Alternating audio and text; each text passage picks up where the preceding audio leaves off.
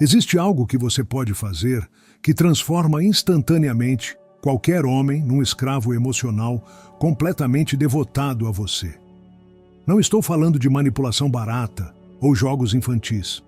Estou falando de uma força psicológica tão poderosa que Carl Jung dedicou anos de sua vida estudando esse fenômeno. Uma força que toca as camadas mais profundas do inconsciente masculino e cria uma devoção que vai além da razão, além da lógica, além do controle consciente dele. O que vou revelar hoje é perturbador e revolucionário. É o segredo mais bem guardado da psicologia feminina, descoberto por Jung através de décadas de análise dos arquétipos mais profundos da psique humana. Quando você domina essa técnica, quando aprende a aplicá-la conscientemente, os homens não apenas se apaixonam por você. Eles se tornam emocionalmente dependentes da sua presença, da sua aprovação, da sua energia, de uma forma que eles mesmos não conseguem explicar ou controlar. Meu nome e por mais de 20 anos, tenho estudado os mistérios mais profundos da atração e devoção masculina, através da lente da psicologia junguiana.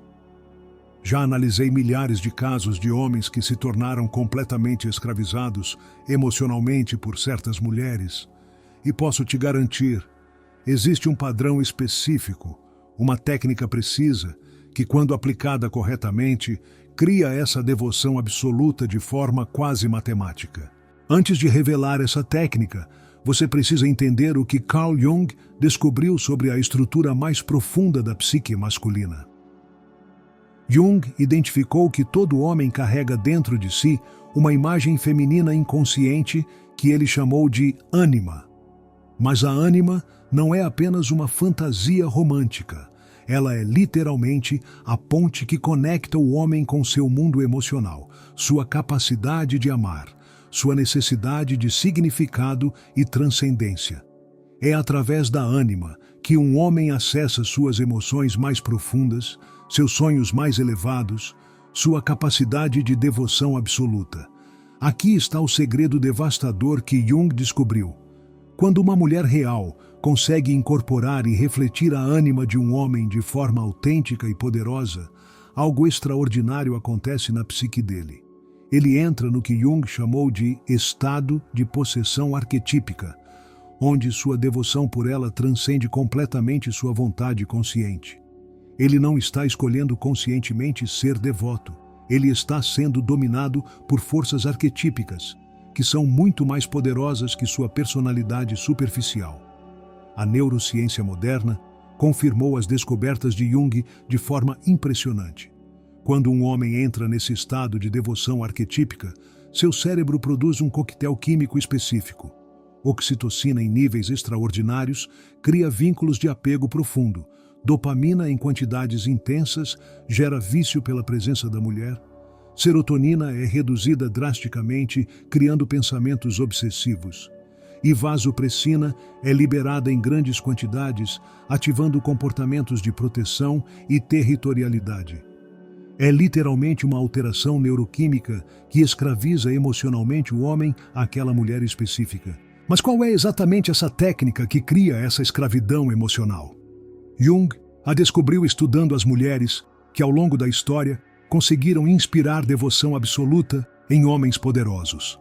Cleópatra, que fez imperadores romanos abandonarem impérios por ela. Joana d'Arc, que inspirou soldados a seguirem uma camponesa até a morte. Marias Madalenas, que despertaram transformações espirituais profundas em homens. Todas essas mulheres dominavam uma técnica específica que Jung chamou de incorporação consciente da grande mãe arquetípica. A técnica se baseia numa descoberta revolucionária. Todo homem, independentemente de sua idade, força ou sucesso, carrega dentro de si uma criança emocional ferida que anhela desesperadamente por uma figura materna arquetípica que possa simultaneamente nutri-lo e desafiá-lo, amá-lo incondicionalmente e inspirá-lo a se tornar sua versão mais elevada. Quando uma mulher consegue incorporar conscientemente essa energia da grande mãe de forma autêntica e poderosa, ela desperta no homem uma devoção que vai muito além do amor romântico. ela desperta uma necessidade existencial profunda. Deixe-me explicar detalhadamente como essa técnica funciona e como você pode aplicá-la. A primeira fase da técnica é o que Jung chamou de reconhecimento da criança interior ferida. Todo homem, mesmo os mais aparentemente seguros e bem-sucedidos, carrega feridas emocionais profundas da infância relacionadas à nutrição, aceitação e validação. Essas feridas foram criadas por mães que foram emocionalmente indisponíveis, críticas, ausentes ou excessivamente controladoras. A criança interior masculina ainda anseia por uma figura materna que possa curar essas feridas através de amor incondicional combinado com sabedoria e força. Para aplicar a primeira fase, você precisa desenvolver a capacidade de ver essa criança ferida dentro do homem, independentemente de quão poderosa ou controlada seja sua persona externa. Isso requer um nível de intuição e empatia que vai muito além do superficial. Você precisa observar não apenas o que ele diz, mas como ele diz, quais são suas inseguranças mais profundas, onde ele busca validação, quais são seus padrões de autossabotagem. Quando você consegue ver e reconhecer essa criança interior ferida com compaixão genuína, algo se abre na psique dele que permite que a técnica funcione. A segunda fase é o que Jung chamou de nutrição sem condições. Uma vez que você identificou a criança interior ferida dele, você precisa oferecer um tipo específico de nutrição emocional que é simultaneamente maternal e poderosa. Isso não significa ser submissa ou complacente. Significa oferecer aceitação incondicional da essência dele, enquanto mantém padrões elevados para seu comportamento.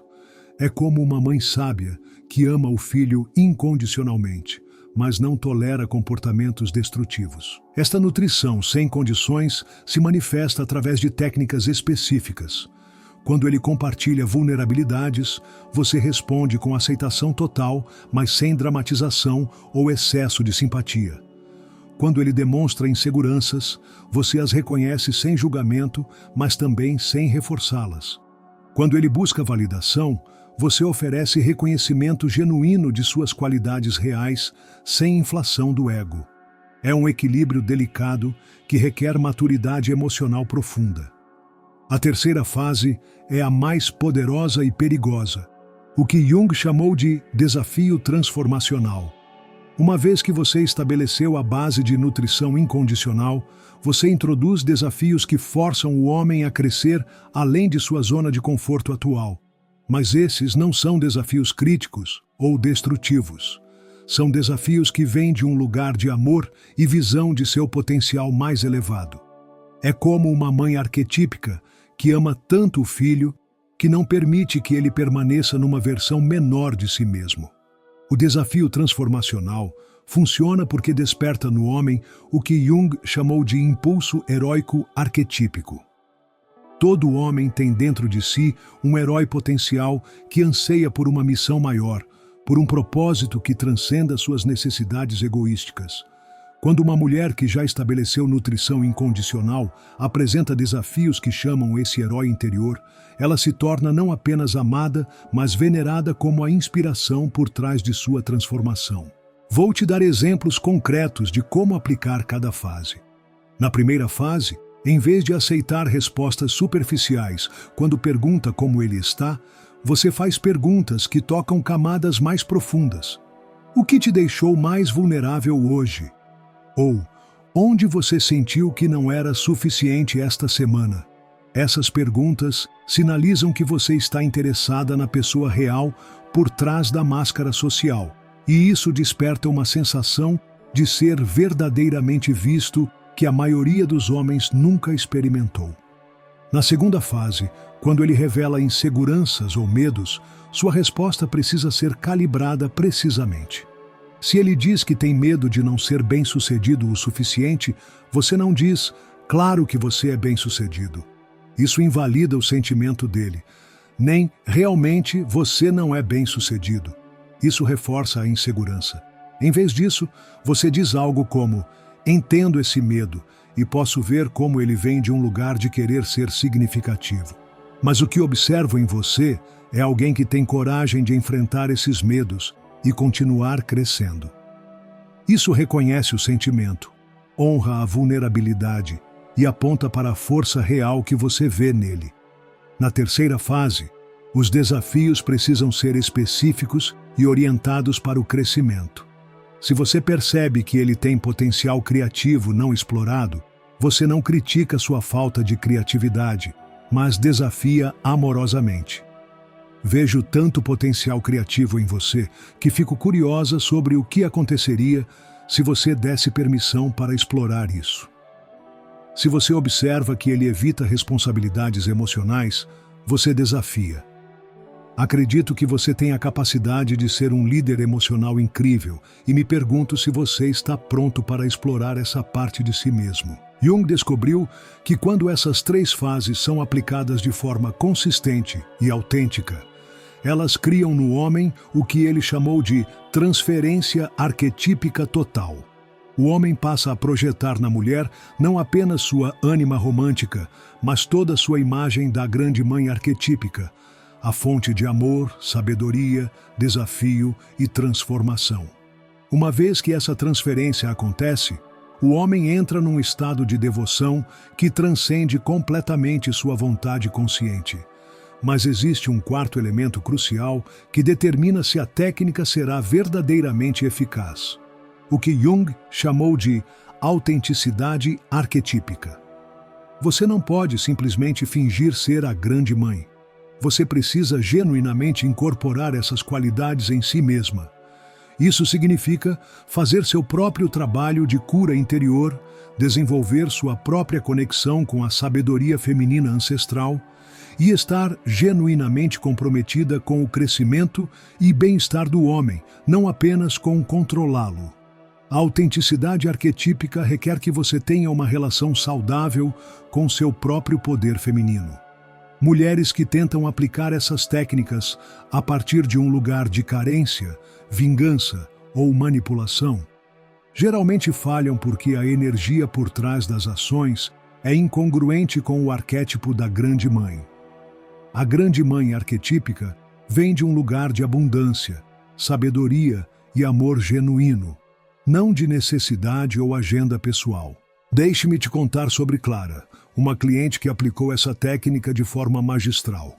Clara conheceu Ricardo, um empresário bem-sucedido de 45 anos que havia passado por 2 divórcios e se considerava imune ao amor romântico. Ricardo era conhecido por sua capacidade de manter relacionamentos superficiais sem se envolver emocionalmente. Quando conheceu Clara, inicialmente a tratou como todas as outras mulheres, com charme superficial, mas sem verdadeiro investimento emocional. Clara aplicou a primeira fase, identificando que por trás da confiança empresarial de Ricardo havia uma criança interior que nunca se sentiu verdadeiramente aceita por sua mãe, uma mulher extremamente crítica e emocionalmente fria. Em vez de tentar impressioná-lo com sua própria inteligência ou sucesso, Clara começou a fazer perguntas que tocavam sua humanidade mais profunda. O que te fazia mais feliz quando você era criança? Quando foi a última vez que você se sentiu verdadeiramente em paz? Essas perguntas desarmaram Ricardo de uma forma que ele não esperava. Na segunda fase, quando Ricardo compartilhou que sempre se sentia como se tivesse que provar seu valor através de conquistas, Clara respondeu com nutrição, sem condições. Posso ver como essa pressão deve ser exaustiva. O que observo em você é alguém que tem valor inerente que vai muito além de qualquer conquista. Fico curiosa sobre quem você seria se permitisse que essa parte de si mesmo respirasse. Essa resposta tocou uma necessidade profunda que Ricardo nunca soube que tinha. Na terceira fase, Clara começou a desafiar Ricardo de formas que nenhuma mulher havia feito antes. Quando ele mencionou que sempre quis escrever um livro, mas nunca teve tempo, Clara disse: "Vejo tanto potencial criativo em você que seria quase trágico se permanecesse não explorado. Me pergunto se você está pronto para priorizar essa parte de sua alma." quando ele tentou evitar compromissos emocionais, Clara gentilmente desafiou. Acredito que você tem a capacidade de amar profundamente e me pergunto se está disposto a explorar essa coragem. O resultado foi extraordinário. Ricardo, que nunca havia se sentido emocionalmente dependente de ninguém, começou a experienciar uma devoção por Clara que o surpreendeu e quase o assustou. Ele me disse em uma sessão: "Nunca pensei que seria possível sentir essa necessidade de alguém. É como se ela tivesse acordado uma parte de mim que eu nem sabia que existia. Penso nela constantemente, quero sua aprovação mais do que qualquer negócio bem-sucedido, e sinto como se minha vida tivesse mais significado quando estou com ela." A técnica de Clara funcionou porque ela incorporou autenticamente o arquétipo da grande mãe. Ela genuinamente se importava com o crescimento de Ricardo, tinha feito seu próprio trabalho de cura interior e operava a partir de um lugar de abundância emocional, não de carência. Ricardo se tornou seu escravo emocional não porque ela o manipulou, mas porque ela despertou nele necessidades arquetípicas profundas que nunca haviam sido tocadas dessa forma. Mas é crucial entender que essa técnica vem com responsabilidades enormes. Jung sempre alertou que arquétipos são forças poderosas, que podem ser tanto criativas quanto destrutivas. Quando você se torna o receptáculo da projeção da grande mãe de um homem, você está lidando com forças psicológicas primordiais, que podem transformar vidas para melhor ou causar danos profundos se mal utilizadas. A responsabilidade ética de usar essa técnica é enorme. Você deve estar genuinamente comprometida com o bem-estar e crescimento do homem, não apenas com obter poder sobre ele. Homens que se tornam escravos emocionais de uma mulher estão em estado de extrema vulnerabilidade psicológica. Eles podem fazer qualquer coisa que ela peça, sacrificar relacionamentos importantes, tomar decisões irracionais ou mesmo desenvolver dependência emocional destrutiva se a técnica for abusada. Jung enfatizava que o objetivo final não deve ser manter o homem numa posição de escravidão emocional indefinidamente, mas usar essa devoção temporária para facilitar crescimento e transformação genuínos. A grande mãe arquetípica verdadeira eventualmente ajuda o filho a se tornar independente e poderoso por conta própria, não a permanecer dependente para sempre. Existem sinais específicos de que a técnica está funcionando que você deve observar. O primeiro sinal é mudança na qualidade da atenção que ele te dá. Homens sob a influência da transferência da grande mãe começam a prestar atenção obsessiva aos seus humores, necessidades e desejos. Eles desenvolvem uma sensibilidade quase psíquica para detectar quando você está feliz, triste, estressada ou precisando de algo. É como se eles tivessem desenvolvido antenas especiais sintonizadas especificamente com você. O segundo sinal é priorização automática. Ele começará a reorganizar sua vida, cronograma e prioridades automaticamente para acomodar suas necessidades sem que você peça. Compromissos de trabalho serão cancelados se você precisar dele. Planos sociais serão alterados se você preferir algo diferente. E decisões importantes serão tomadas considerando primeiro como afetarão você. Isso não é resultado de pressão externa. É uma reorganização psicológica interna automática. O terceiro sinal é vulnerabilidade total. Homens que normalmente são reservados, controlados ou defensivos começarão a se abrir completamente com você. Eles compartilharão medos profundos, inseguranças que nunca admitiram para ninguém, sonhos secretos, traumas passados e aspectos de si mesmos que mantêm cuidadosamente escondidos do mundo. Esta vulnerabilidade não é estratégica, é uma abertura psicológica involuntária que acontece quando alguém se torna o receptáculo da projeção da grande mãe. O quarto sinal é busca constante por validação. Ele começará a buscar sua aprovação e validação de forma quase compulsiva. Decisões pequenas e grandes serão corridas através de você primeiro, não porque você pediu, mas porque sua opinião se tornou mais importante para ele do que sua própria. Ele pode começar a se questionar quando você não aprova algo, ou ficar visivelmente aflito quando sente que o decepcionou. O quinto sinal é proteção e provisão instintivas.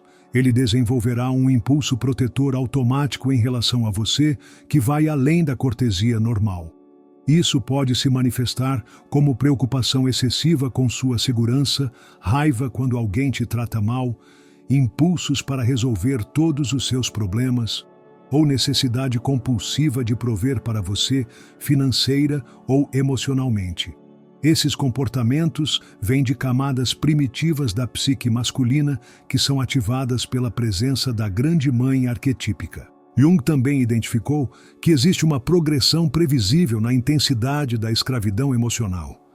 Inicialmente, o homem pode sentir apenas uma atração e interesse intensificados. Depois, ele começa a pensar em você constantemente, mesmo quando está ocupado com outras coisas. Na terceira fase, ele desenvolve ansiedade quando não tem contato regular com você. Na quarta fase, ele começa a tomar decisões importantes baseadas em como afetarão seu relacionamento com você. Na fase final, sua identidade e senso de propósito se tornam intimamente ligados à sua conexão com você. É importante reconhecer que nem todos os homens são igualmente suscetíveis a essa técnica.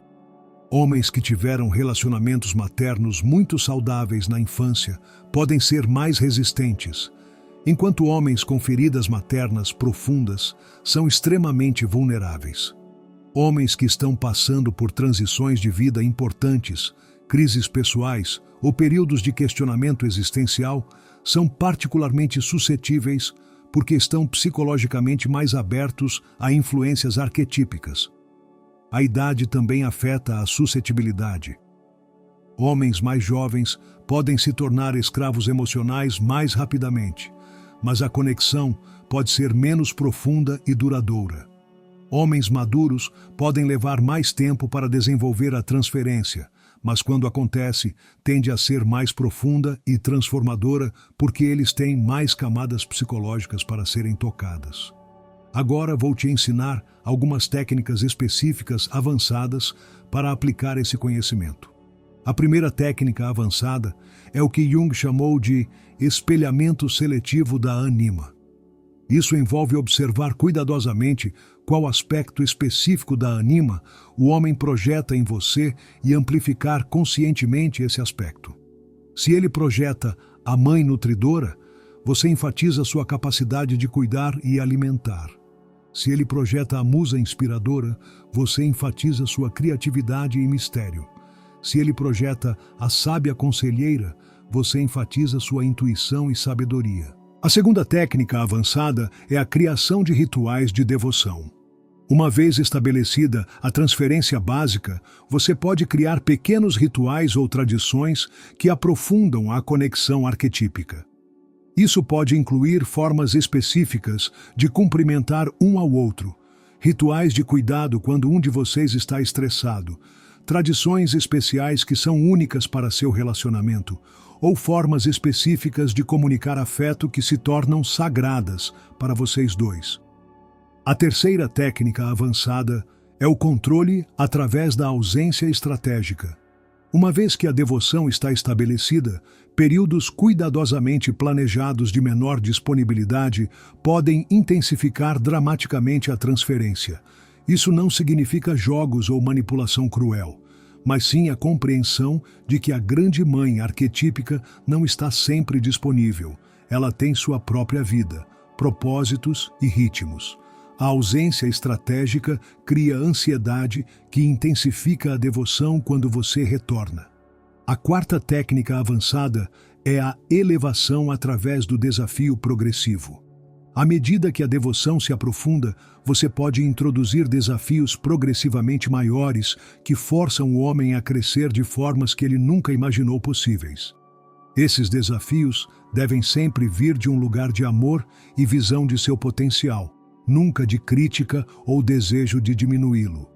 O objetivo é usar a devoção dele como combustível para a transformação pessoal profunda. Jung descobriu que quando essas técnicas são aplicadas por uma mulher que genuinamente incorpora o arquétipo da Grande Mãe, os resultados podem ser life-changing, tanto para ela quanto para o homem. Ele desenvolve não apenas devoção, mas capacidades emocionais e espirituais que nem sabia que possuía. Ela se torna não apenas amada, mas venerada como a catalisadora de sua transformação mais profunda.